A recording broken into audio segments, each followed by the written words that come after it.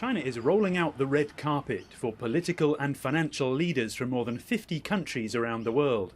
It's the first time the Boao Forum is taking place entirely in person since the start of the COVID-19 outbreak. For China's new premier, it's also his first address to an international audience since being appointed as the country's second in command. We need to adhere to a common and comprehensive cooperation and sustainable security concept, oppose the abuse of unilateral sanctions and long-arm jurisdiction, oppose the selection of sides, group confrontation and the new Cold War. This event is often billed as Asia's version of the World Economic Forum, and although discussions centre around major global issues, China's message this year is focused closer to home.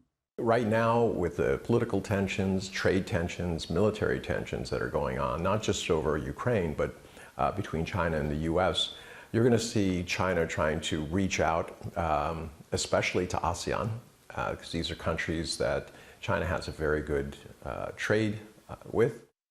Analysts expect China to use the forum to promote Asia as an investment safe haven at a time of global economic volatility. China is talking up its own economic recovery prospects after the end of its long-running strict COVID-19 rules. Chinese Premier Li is promising that China's own rebound can power a post-pandemic bounce back for the rest of the world. Economists are forecasting Chinese growth as high as 5.8% this year. That's up from 3% last year, one of its weakest growth rates in decades. Many foreign businesses remain cautious about doing business in China as a result of major supply chain disruptions brought on by COVID-19 restrictions and regulatory crackdowns on the private sector.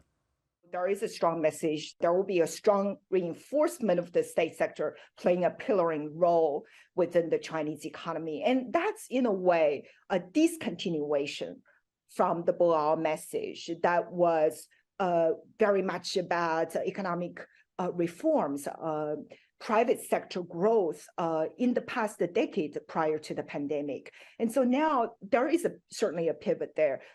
China wants to spark a pivot towards global collaboration too. Political leaders from Malaysia, Singapore and Ivory Coast have echoed that call with their opening speeches at the Boao Forum.